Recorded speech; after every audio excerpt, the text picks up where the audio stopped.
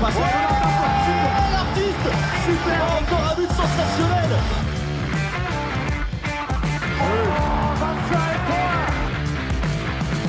That's a brilliant bit of follow-up play by Mahe. Oh my goodness me, what a shot. Sagosen setter det hen! Han setter den! Vi i semifinale igjen!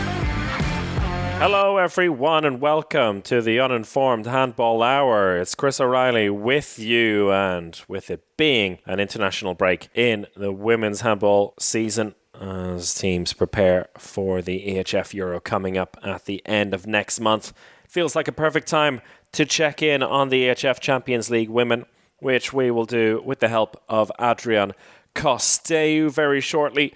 And then later on in the show, we're going to cover one of the big surprise transfer news of the last couple of weeks, as Aron Palmarsson has moved back to Veszprem after his spell with the club ended in 2017 in quite controversial circumstances, leaving to Barca. It's quite a surprise to see him joining the club, also considering the fact that he went to Iceland, to FH in Iceland last year. He's been called upon to bring back the glory days, or to perhaps bring the glory days for the first time for this Veszprem side, and covering for the terrible knee injury to Yehia Elderaa. So we're going to speak to a former teammate of his and friend of the show, Teddi Ponza Palmason. But first, let's hear all about the first 6 rounds of the EHF Champions League women and get a word in with Adrian Costeiu. So joining us to speak about the EHF Champions League women is Adrian Costeiu, long-time friend of the show. How are you doing, Adrian? Hey, Chris. Good. I've been watching a lot of handball this year. There's been a lot of competitions, so I've been enjoying everything. So there is no break, right? No break. No rest for the wicked. Yeah, no rest for the wicked. But there is a break in the Champions League, but the national teams are playing, which are now preparing for the Euro. So it will be a full week for them now too, before the competition starts in late November, early December, right? That's it. And with it being an international break, I figured it's a good time to check in on the Champions League. 6 rounds have been played, so almost halfway through the group. And a lot of interesting patterns emerging. It always, I think, is interesting. The first European Championships and the first Champions League, by extension, after the Olympics, particularly the Olympics, where so many big players have been heavily involved. A number retiring as well. So there's a few shifts that have taken place. But before we go into the nitty-gritty, what are your first impressions of these opening 6 rounds so far? What's really stood out for you? I'll make a short parallel with the men's. It's not nice, but I think this is a very nice bit. When I was in the Club World Championship in Egypt, Nedim Remili talked about, and Elderaa too, who unfortunately got injured. We're talking about the tiredness felt by the top players after the Olympics, and that, I think, could also be seen in the Women's Champions League. And this has been, I think, more and more present because many of the teams had a lot of transfers. If you look at Győr, they lost 10 players or 8 players. 8 came in. Metz have been the same. I mean, there's a lot of teams who have changed a lot, their basic core of the team, and needed chemistry. And adding that extra tiredness from the top players from the Olympics, I think just enhanced that feeling that it will be very difficult and very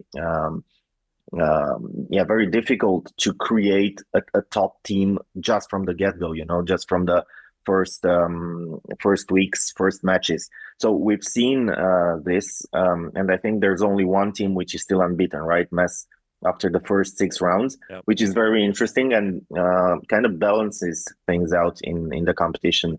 There's been a lot of impressive surprises, many comebacks, and in general, very, very balanced results. We've seen a lot of draws too, or one goal wins in the whole competition. So I think this has only helped increase the appeal of the competition this season, and it's, I think, more balanced than ever because we don't see like lopsided wins like we had in the past 3 or 4 years with, I don't know, Kastamonu, Most, Severhof, and so on.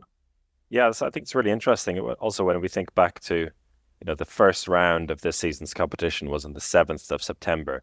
So basically exactly a month after the Olympic Games came to an end. So you think of all those players coming back from Lille to their new clubs, maybe not even going back home, but just going straight to their new home and having less than a month to prepare for another season, which is quite ludicrous if you think and to settle in the first place. If you go to a new place, I mean, just discover the surroundings, discover the new arena, settle in your life, but also in your playing career. You need some time to gel, to know your teammates better, to learn the arena, to learn the way to the training sessions and so on. So I think it's been pretty difficult, and that this can be seen in the results. Yeah, and you mentioned Europe there. I think that's an interesting spot to begin with, in that Group B in general, which again a similarity to the men's side. That Group B seems like a bit of a bloodbath from top to bottom. If you consider at the moment we have Rapid Bucuresti in 7th, and last season's Champions League finalists Ludwigsburg, formerly Bietigheim, in 6th place, and the 3-time winners before them, Vipers, in 5th place. So it's very tight all the way, or well, let's say the high quality clubs in history and recent history down in precarious positions. Djur, for the most part, have survived fairly well. They're not taking the competition by storm by any means, but 4 wins, 1 draw, and then a very heavy loss over the weekend. But their last, yeah, sorry, Chris, but their last matches were quite difficult. I mean, drawing against Budućnost, which, Budućnost have been the team which lost the most number of matches. Then a 1-goal win against Brest, but always between Brest and Győr. The matches have been quite balanced. And then this 8-goal or 7-goal loss against Odessa, which is their second largest home loss in history, and they played over 200 matches in the Champions League. So I think it's clear that they have some growing pains.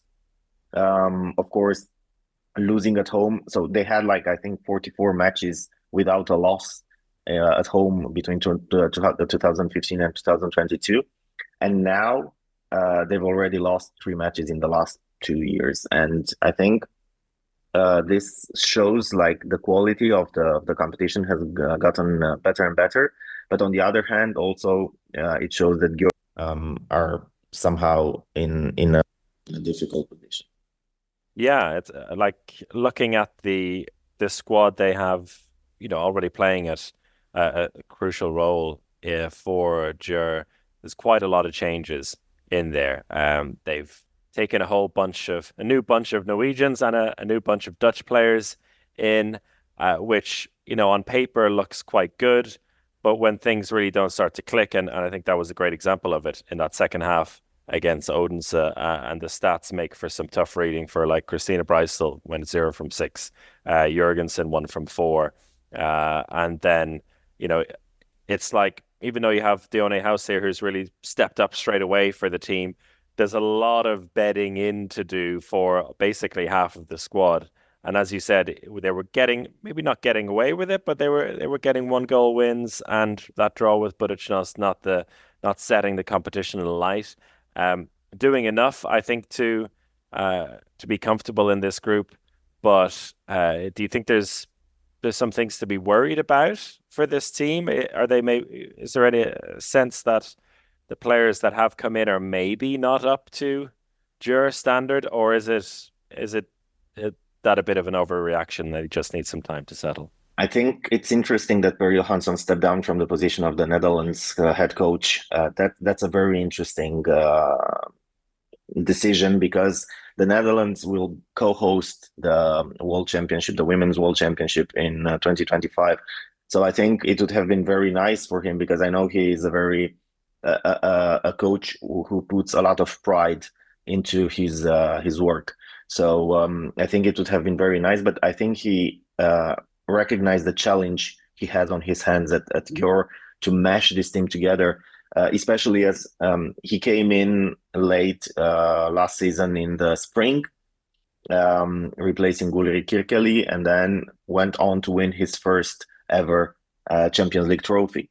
But now you've mentioned some of the players, but I think losing Stina Oftedal is quite a huge blow for Győr because she was there, I think 7 seasons. So I think she knew the club inside out. She knew the players, her teammates inside out. She knew everything, how everything was going, and was kind of running the show. If you look in tough moments, she was running the show. So especially if you look at Győr's lineup, they are absolutely great. I think they're the best on paper. They're the best team, like through individual talent, depth, experience, everything. They have everything. 2 players on each position, basically, especially on the line player position, on the back position in between the goalposts with Sander Toft and Hatadu Sako.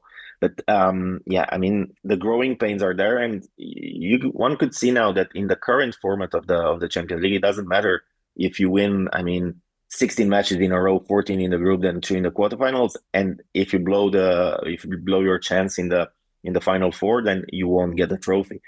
So I don't think it matters that much. But also in their domestic league, they won against Debrecen by 1 goal, which there is another warning sign.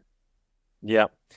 In this group, we mentioned Odense, who beat them. I've really enjoyed watching them and Esbjerg, the 2 outstanding Danish sides in the competition this year.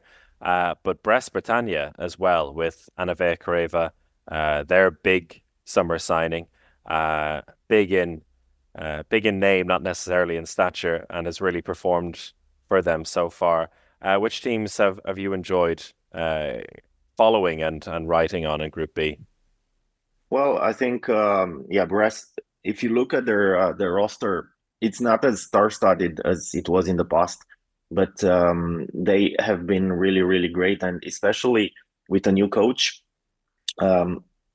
who had not so much experience as a head coach in European competitions, because also Raphael Tervel was a coach, I think, in Besançon, right, in the past. Yeah. So I think that's pretty impressive, and they lost a single match against Győr by a single goal, but those matches, if you look at the head-to-head, it's absolutely amazing rating. I mean, I think they played together 12 times, and 5 matches have been draws.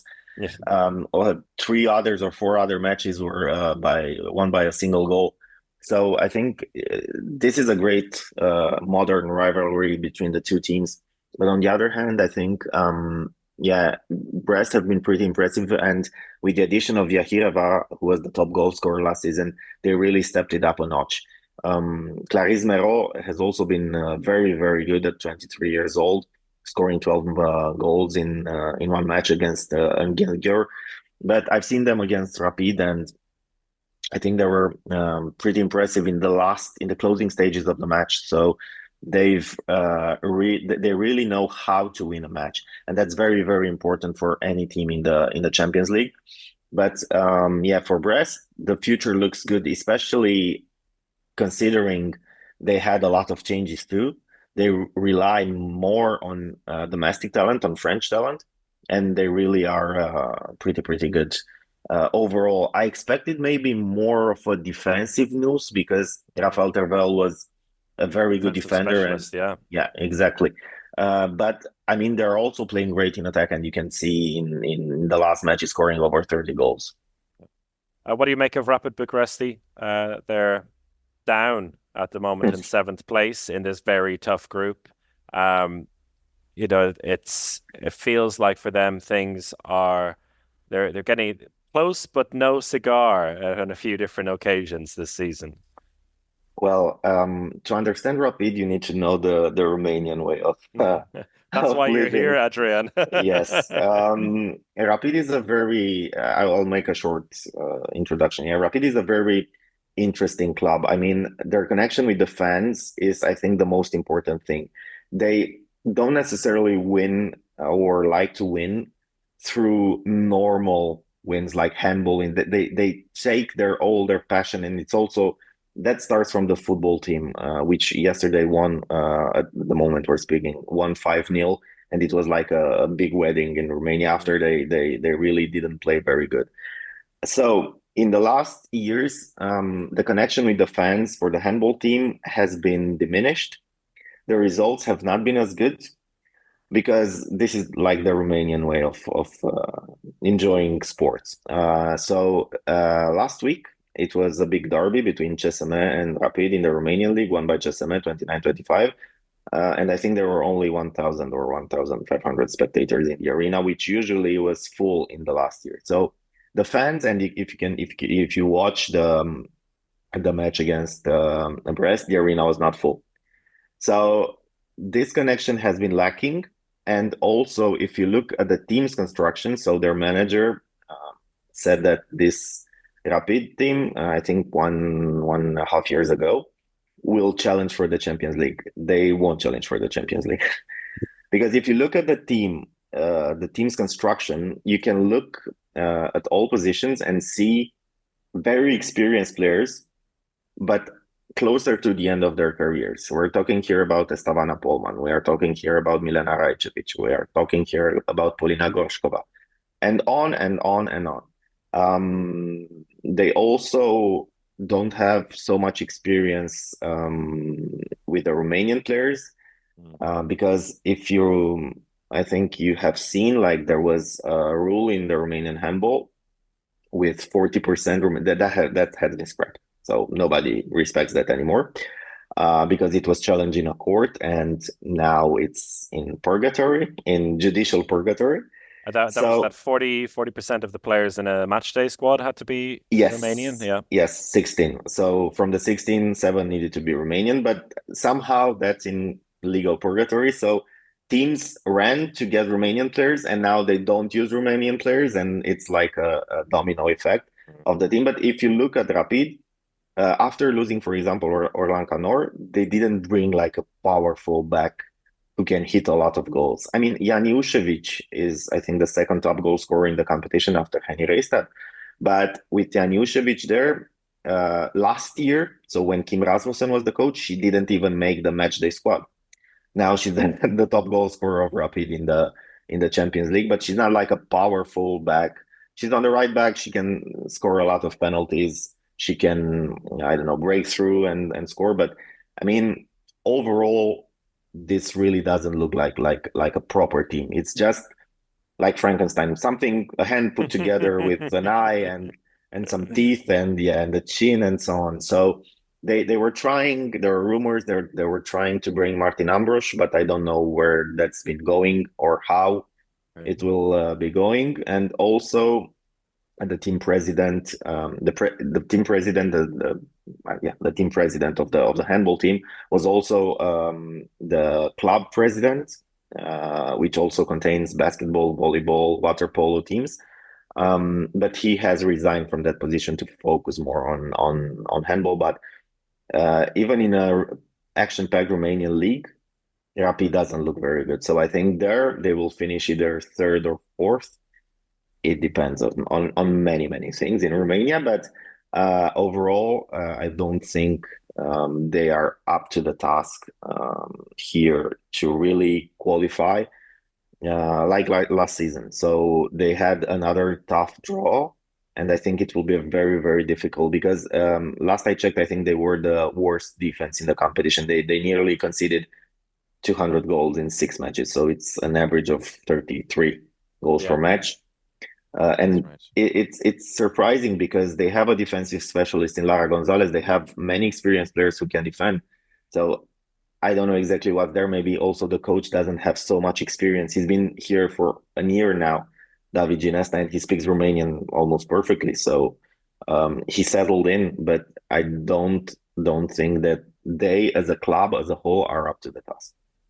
The more you speak about it, the more reminders I get of a female version of Wisla Płock, maybe, in terms of the makeup of Nobody beat anybody until well, yes, without the violence. Well, unconfirmed.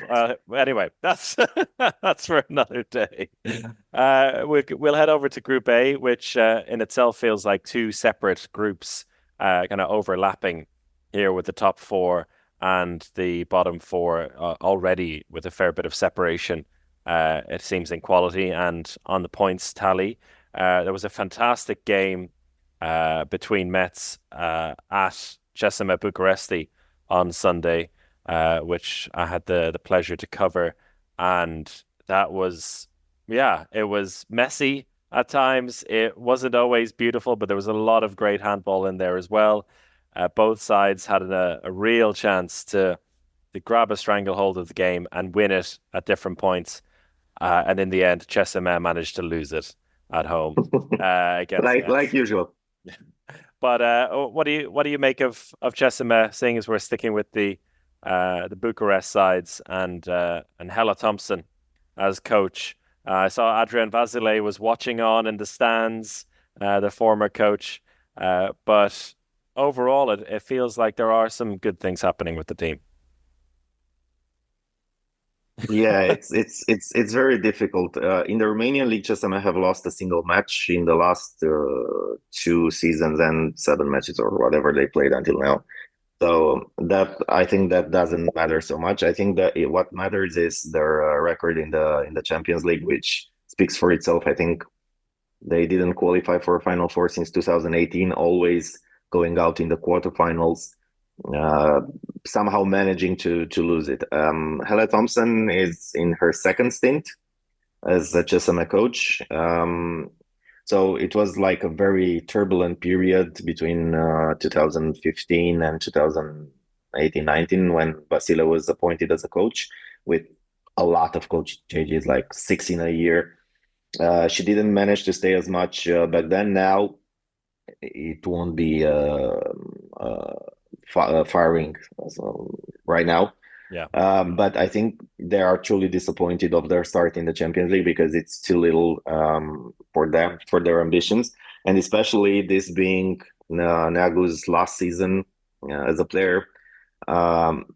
They will want, or she will want, to do as best as possible to get into the Final Four and have a proper swan song for her club career, because her international career ended in the disappointment in the World Championship in 2023. Generally speaking, CSMA have a lot of money. I think they have invested it quite okay, but the dynamic of the team has been wrong in the past years. This time around, it seems there is like more of the same, because in tough moments, in critical moments, they can't really step up and control matches against good opponents. They did that against, let's say, medium opponents, but against good opponents, also against Metz in the last season. So they were leading in the first leg of the quarterfinal, but then they lost by, I don't know, 6-7 goals at home, or 4 goals. But it was like a 7-0 run for Metz, which was really crucial in deciding the outcome of the doubleheader. But I think CSMA, they are too erratic. They lack consistency because they are losing at home at an alarming pace in the last 3-4 seasons.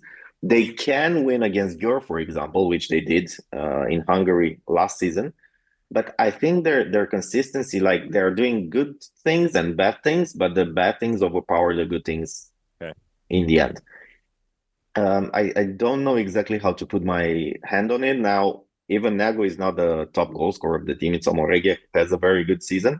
And I think that was needed a lot in the past seasons. Just if you want to watch, if you have a bit of time, just go to history.eurohandball.com and see, like, or on the new site of the European Handball Federation, on the live ticker, and see how many goals has Neagu scored in quarterfinals of the Champions League, and from how many shots, because that's also very, very important. And then you'll see that the responsibility has been put too much on her, because other players need to step up in crucial moments, and they didn't, especially in the quarterfinals. And I'm looking forward to see if time comes, if that will be the case to this season with Helle Thompson. I feel like that discussion about shots and goals from Christina Niagu has been a constant thing on this podcast over the years, and thinking back to quarterfinals in particular. I've just picked out one. For example, 2022, the quarterfinal against Team Esbjerg, 7 from 14. A classic, I think, for Niagu. But interestingly, in the game against Metz, she started the game, didn't take any shots, was brought off quite early, and didn't see the court again. She has some issues. She has some issues in her hand. Mm-hmm. That's the problem, I think, because her farewell tour has been, of course, sponsored by a local bank, has been very well marketed. So in every match, every away match she plays, people are coming and taking pictures. She's spending like 1 hour on the court with everybody and so on. So it's like a farewell tour, NBA style inspired.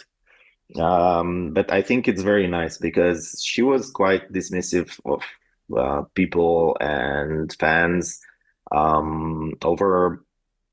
after her second knee injury. She needs, like, after every match, she will have a big ice pack on her shoulder and a big ice pack on her big ice packs, plural, on her knees, because she's trying to be as fit as possible for the next matches, and that's understandable, of course.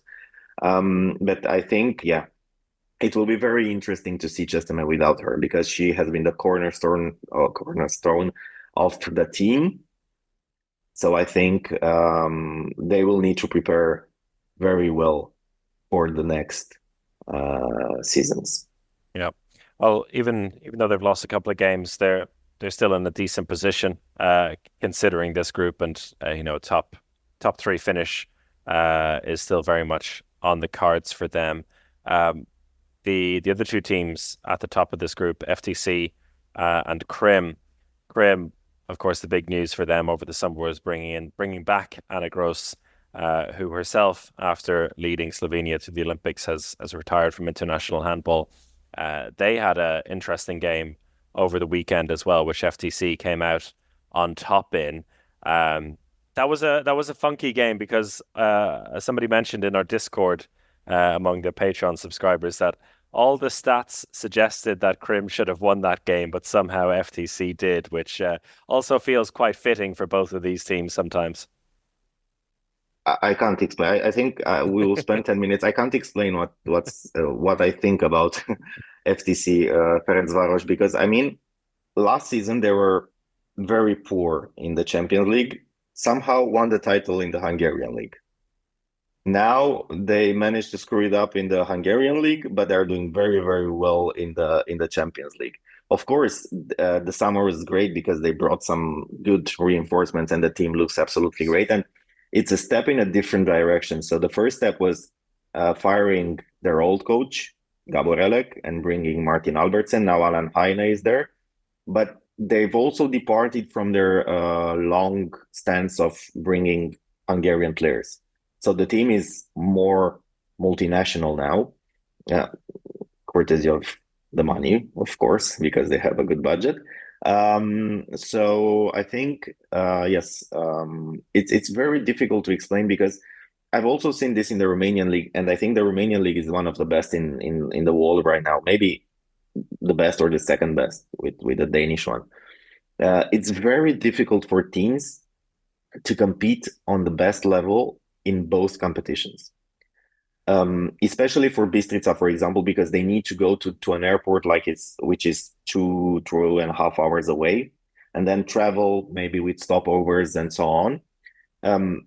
You need a very good physical preparation to be in shape in all the matches, especially if you go back and forth, and you have important matches in the domestic league. So I think finding the right balance between this and choosing the right moments to peak, I think it's the most important for every team, and especially for the teams in Denmark, in Hungary, and in Romania, which are 8, I think, in the Champions League from 16 right now. What do you think? You mentioned Bistrica there, Gloria, who have 1 win so far, lost what felt like an important game away in Norway against Storhamar over the weekend. Do you see them having a chance to crack into that top 6? Spicy, very spicy. Yeah. If you have time, I will. Oh, make sure. another. Yes. It's probably the team we know least about of the three Okay. Romanian teams. So Okay, so give us the tea, as they say. the team has been founded in 2018. Bistrica is a small city, I think 50,000 people. They built a new arena, which is very good. Unfortunately, it cannot host Euro matches because they weren't so smart in building it, but it looks pretty decent for a town like Bistrica. So the ambitions were very high. Their budget is very big. Sometimes they are not that smart, but How yeah, I so? mean, well, they are the only team which we had to contact via email to ask for an interview, for example, in the world. But I mean, they think very, very good and very, very smart, which is not the case all the time. So that's my personal opinion. Now I will go to the professional opinion. What they did was bringing the Romanian national team coach Florentin Pera in, and at the moment that move was advertised as, okay, we have many Romanian players, we can develop together the Romanian national team and so on. Now they have only 4 Romanian players on the match sheet, which one of them being Yaroslava Burlachenko, who got her Romanian passport 4 months ago or something like that, and has been already called up to the national team. The problem is that now the coach and the captain of the team, which incidentally is also the captain of the Romanian team, Cristina Laszlo, got in a small ruckus fight. So Laszlo has been left home for the last matches, has not been called up for the Romanian national team for the Carpathian Trophy. Will likely not be called up for the Euro. And once again, she's the captain of the team, and you didn't name her captain. She was named captain by the coach. She was also very pushed forward by the team last season and so on. But she didn't like how Pera worked and asked for his sacking. So it is like a power fight between these two and also some of the other players. But only Laszlo has been left out now. And of course, Bistrica has a lot of players on their back line. You have So Delgado, who was very good. You have Nyombla, who can also play there. You have Kirdiasheva, and so on and so on. But I don't think that's a good sign. And their only win came against Jesame, which of course was also an emotion-fueled win because it was a Romanian side. It was their debut in the Champions League. I think it was their perfect debut. You couldn't have picked a better team to play against. But on the other side, this match was also very important because it was the rematch of the EHF European League finals last season, when Storhamar also won against Bistrica. And I think that fight between Pera and Laszlo also started because of that match, because in the training when they watched film of their opponents, the instructions were to block Brăila players.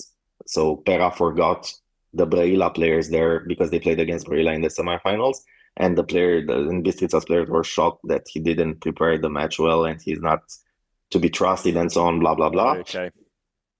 Yeah, so this is how those 5 losses can be explained, especially the one against Podravka, one round before.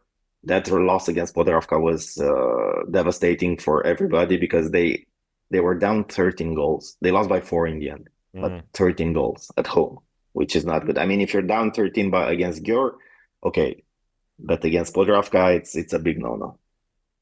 Oh, that's never. I'm never surprised by the drama coming out of Romania, but that Really? does feel that feels super interesting, and it's coming out of the international break. There's 4 weeks that are absolutely, or 4 rounds before and after the Euro, which are basically going to decide this season for Bistrica.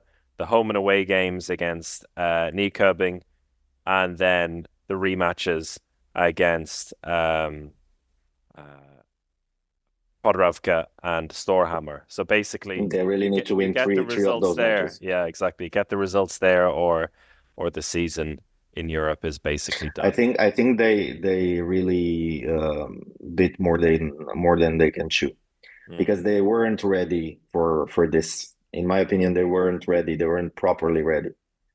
Of course, they brought some new players. They have a very good goalkeeper in Renata de Arruda. So they played against Vâlcea in the Romanian league, and she made 23 saves. I think 17 or 18 one-on-one, including 3 penalties. She's been absolutely amazing. But if she doesn't play good or she doesn't save so much, then the team is in real trouble because scoring is a problem. Before we let you go, just a word from you on Vipers Kristiansand, team that won three titles in a row. Are they Romanian? They're showing some signs of it at the moment. On Sunday night at 10 o'clock, declared bankruptcy. 3 o'clock in the afternoon on Monday, they were brought back from the dead. Yeah, just your thoughts on it. Not an ideal situation, of course, for women's handball and for such a high level club as well. Yeah, I think it's not the first Norwegian major club which has problems, right? It happened with Larvik back in the day. It happened with Kolstad, and now here. So if you heard about a Romanian team doing this, then okay, it's pretty much okay. It's business as usual. But on the other hand, I don't know how you can start a competition and budget salaries and so on more than. I mean, I think they needed 2 million euros, right, to survive. So I think that's a very big hole. Okay, now they're saved. What will happen in the future? What will happen in the next season? Yeah. I mean, that's what the topics now is about long-term sustainability. That's what they're saying already. Exactly. But I think we won't see Vipers as a contender in the next years. If something like this happens, usually it's not like a good sign for the future, like for the strength of the club and also for the players trusting that team. Because in Romania, for example, I'm always talking about Romania because I know very well the situation, and there were very big problems in different teams. But now everything is more or less good for the best teams. They have the budget, everything is state owned, everything is all the money are state invested by the state through local councils or municipalities. So that's a different thing. But I think every player who will get an offer from Vipers will now seek financial reassurances to come there and to see the project and the viability of the project and the health of the club. So I think it will be very, very difficult for them to attract new players and new stars. But on the other hand, I think for women's handball, it's very good that they really continue, and we won't have like only 7 matches instead of 8 every week. Yeah. So the initial disaster has been averted, but we'll find out what happens with them for sure. To be continued. To be continued. Exactly. We'll leave it there. Adrian, thank you so much. A pleasure as always. Thank you for the invitation, Chris. Take care. Cheers. Well, thank you to Adrian. Brilliant as usual. A nice roundup of what has been a very interesting Champions League season so far in the women's side, and equally so on the men's, you'd have to say, and Veszprem, who have been one of the standout teams. They haven't had it all their own way, but in general, you have to say, looking quite impressive with their output so far this season. They suffered a bit of a setback last week after an injury to one of their key playmakers in Yehia Elderaa. They moved quickly and brought in a former player of theirs, Aron Palmarsson, who left the club under very controversial circumstances at the time, leaving for Barca to join Xavi Pascual, in fact, who was the coach then in Barca. Now he's the coach in Veszprem, and he's managed to convince Palmarsson, 34-year-old Palmarsson, to leave Iceland again and join the Hungarian club as they make a push for their first Champions League title. And to join us to talk all about that, we have Teddi Ponza Palmason from Handball in Iceland, who joined us, you might remember, before the Euro back in January. Great contribution then. He actually played with Aron Palmarsson as well, which we'll speak a little bit about in our chat with him. So let's dive right in. Joining us to speak about one of the big surprise transfers from the last couple of weeks with Aron Palmarsson joining Veszprem again is Teddi Ponza Palmason. Teddy, how you doing? I'm good, thank you. How about you? Not too bad at all. Really nice that you could join us for a quick chat about this, I guess, a transfer bombshell. A few different ways you can look at it. But first of all, how has the reaction been in Iceland to Aron's move back to Hungary? Yeah, first word that springs to mind is surprising. Was nothing that implied that this was going to happen, and no journalist in Iceland was talking about it, basically. I saw it first at Handball Planet. I think it came from some Balkan Handball or something like that originally. Yeah. So the story closed there and broke out from there, and and the days went by and nobody was answering it, neither Aron or his club FH. So where there is smoke, there's normally fire. So I started to realize that this was probably happening, and then it was confirmed, basically. So yeah, surprise is the first word that comes to mind. But I think all fans of FH and supporters of FH understand the decision. So yeah, there's no harm there, basically. Yeah, and I think it's something that feels like, in hindsight, quite a practical solution for both sides. But Aron, who has gone to FH to Iceland for was now just over a year ago, it felt like that was kind of closing a chapter for him as a player, at least in the eyes of us, and you could say elsewhere in Europe, that he's gone back to Iceland and maybe. That would be the last we'd see of him in top club level. But clearly there's still some ambition in there, and going back to a club which he left in quite controversial circumstances in the first place as well. Do you have any insight into how it came about and basically what the personnel changes, I suppose, at the club have helped to this, but maybe a personal relationship as well with the coach? I can tell you, I went to Final Four in 2019 in Cologne, and with my podcast, and we were doing some video work, and we took some interviews with the fans of Veszprem and asked them what they thought about Aron Palmarsson, and the words that came from them were not nice. So it was very clear that the divorce, if you could say so, was quite hard, and you saw, with the interview of the coach Xavier Pascual, that he said he was very excited to have Aron, but he was also maybe excusing the decision for the Veszprem fans, basically, and telling them why he was coming and all that. But I think when he starts banging them goals in, everything will be forgotten. But if I talk a little bit about the decision for Aron, why he left Iceland, and so that you should not forget that the reason in the first place he came home to Iceland were personal reasons. Basically, he had been he had been a pro handballer for 14 years since 2009, and he has a daughter here in Iceland and he wanted to spend more time with her, and that was the reason. And also he had been carrying some niggles and injuries, in the last few years in the pro handball, especially with Aalborg. And what it did basically the first few months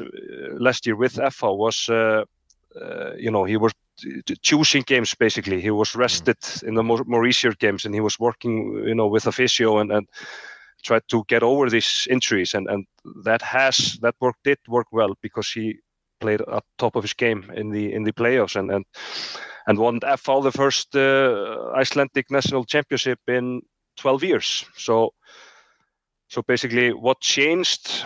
I don't know. I think he just, because his level is pro. He is at least he was a world-class handballer. He's almost there still. I think so.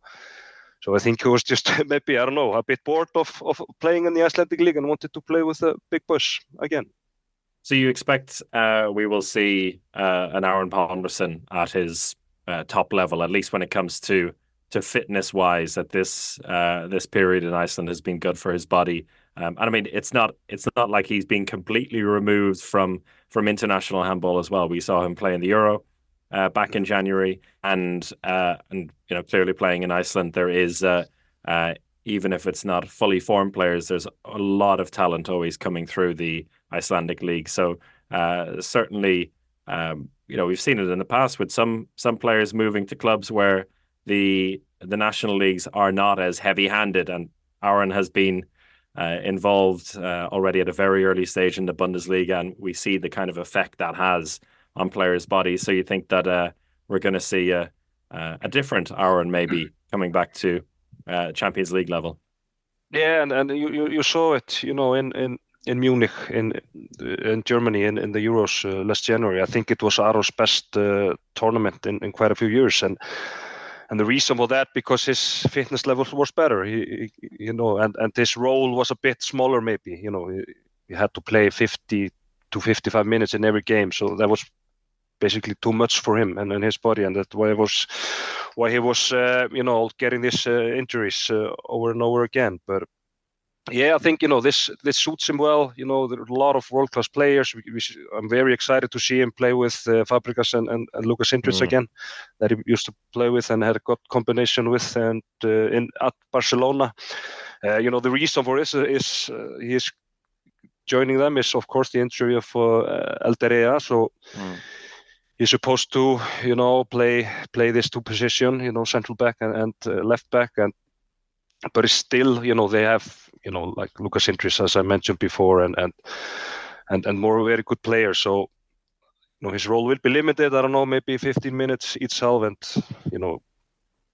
when he can manage the load on his body, he will show his best sides, because he is very talented, of course, and a smart handballer. Not many players that has, as much handball IQ as Aron Palmarsson does in the world handball. Now, Alex, my co-host, joked last week that he'll be kept in cotton wool until the Final Four, and then he always shows his best at the Final Four in Cologne. So yeah. I'm going to Final Four next June, so there will be, this increases the chances of Veszprem going there, and we want to see as many Icelanders as possible. And I haven't mentioned Bjarki Már Elísson. He is, of course, they're at the same age and best friends from the national team. So that certainly hasn't made the decision more difficult, because they're very, very close. Yes, and we spoke a little bit before we started recording about your own personal relationship with Aron. You, the two of you, made your senior, or he made his senior debut in the same game. Or you both did in the same game, right? Yeah. Back in, I don't want to say how many years ago now. 2006, 18 years ago, and I was 18 back then, and he was 15, and he was such a sensational talent. Everybody knew about this kid, and were waiting for him to come up with the ranks.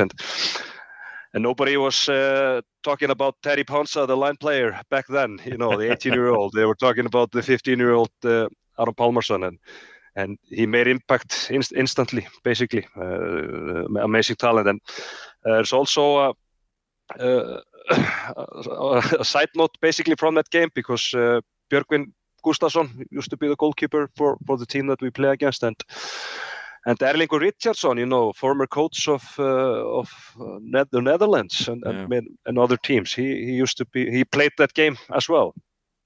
A true pivotal and moment. We won 26-20. Yeah, we won 26-25. So. Very good. Just finally, then, you mentioned impact. I just want to ask you about the return of Aron at FH and Björgvin Gustafsson for the last couple of years. Has that had a notable impact on the attention of the Icelandic league back home? Yeah, especially with Aron. Björgvin has now been here for I think it's his third or fourth year since coming from Pro League. Because it came as such a surprise when Aron announced he was coming home, because nobody was. He had always said that he wanted to win the national championship with FH before retiring, but you were thinking maybe that will happen in 26, 27, something like that, but not 23. And very much attention, and I think also if you talk about his team, FH, he had very good impact on the team and the culture in the team, and there are many young players coming up the ranks now that really enjoyed training with him every day and learning from him. So there's no hard feelings towards him at FH. Just everybody just said thank you for the title and be welcome in the near future. But I hope he can help Veszprem maybe for 1 year and a half, maybe until the spring of 26, and then ends the career where it all started many years ago, as we already mentioned. There you go. All right, thank you so much for your time, Teddy. A pleasure as always, and talk to you again soon. Take care. Yeah, take care, Phil. Thank you. Thank you to Teddy, and thank you all for listening. And we'll have another full episode next week for you already. And a reminder that if you join us on Patreon, patreon.com/handball hour, you can catch weekly shorter morning club episodes and some additional bonus content coming your way as we build through this autumn and leading up to the major championships in the winter. But until then, everyone, take care and see you again next time. Goodbye.